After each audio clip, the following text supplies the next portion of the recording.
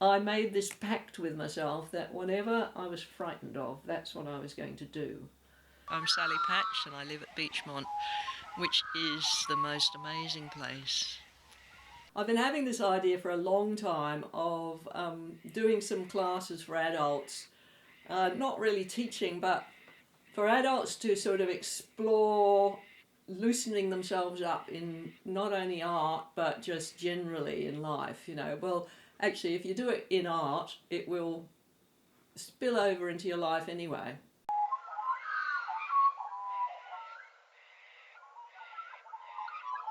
And it's actually a Steiner thing, and it starts out you're just drawing, and you're drawing like this, right? And there's all these different forms that you draw.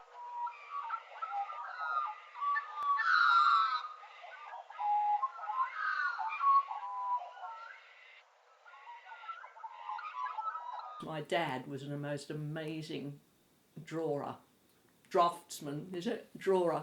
Anyway, he could draw really well, and so I always decided I couldn't do art because I couldn't draw. So my challenge lately has been to learn how to draw. And when I discovered these Steiner exercises, that helped hugely. Like next time I went, when I'd been doing them for a while, I went back to the life drawing class, and I suddenly was able to really get it. I would like to offer that to other people, I suppose, yeah. My dad, he was a very quiet man, and he had this amazing talent, and I felt that he never really used it. He went into the Navy at a really, really young age because his parents wouldn't let him go to art school, so he never got to actually experience that. So he went into the Navy at the age of 6. He was sent away to boarding school, and his parents went off to India, as some parents used to do, left the kid in boarding school.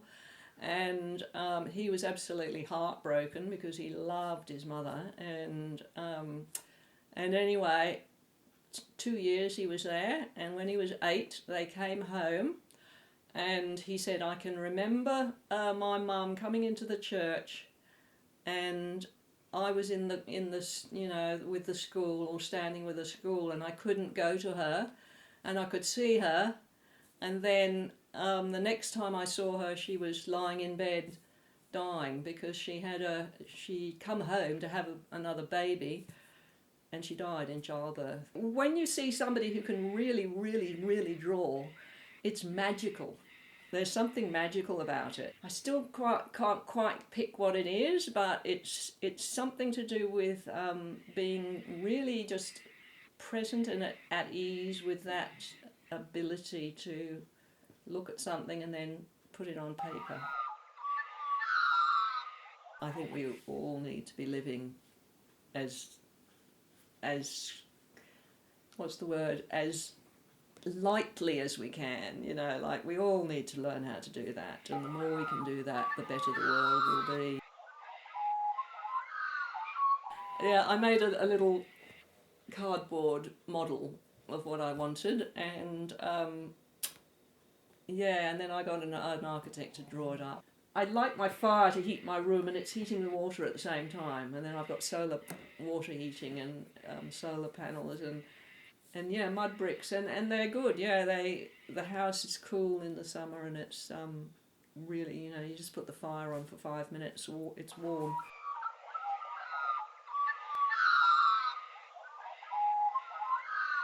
Originally, I wanted to go to art school and do fine art, but I just didn't think I could draw, so I never did. I did photography instead and became a photographer. So I didn't do the thing that I actually really wanted to do, and I still haven't done it, and so yeah, and so I've got some books, and I'm going to start doing some painting exercises as well, which are also all about freeing the soul, freeing your inner self up so that you can express yourself.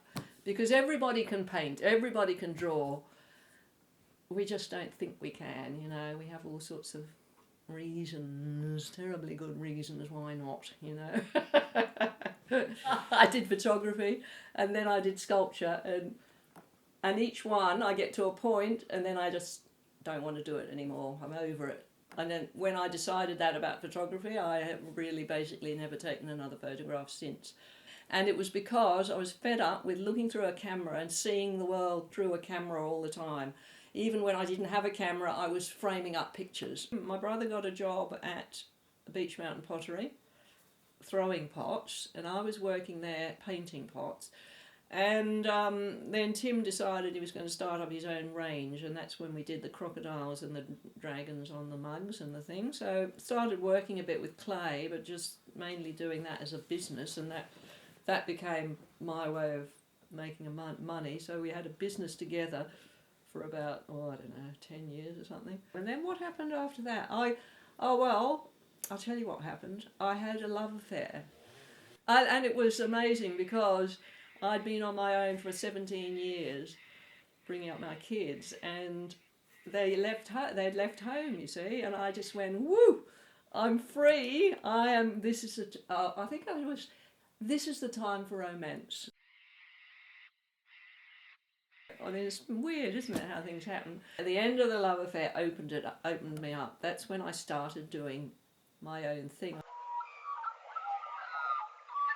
I made this pact with myself that whatever I was frightened of, that's what I was going to do. So from that time on, my life has been like, okay, I'm frightened of this, I'm going to do this, right? So I was frightened of Toastmasters, for instance, so I went straight off and did it.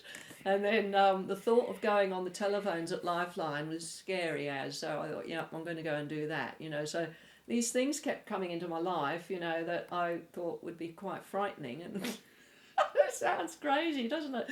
And so I'm going, yep, I'm going to do that. And you know what? The best thing I ever did, because by facing your fear and doing the thing that you're frightened of, it's unbelievable how much growth, like how much more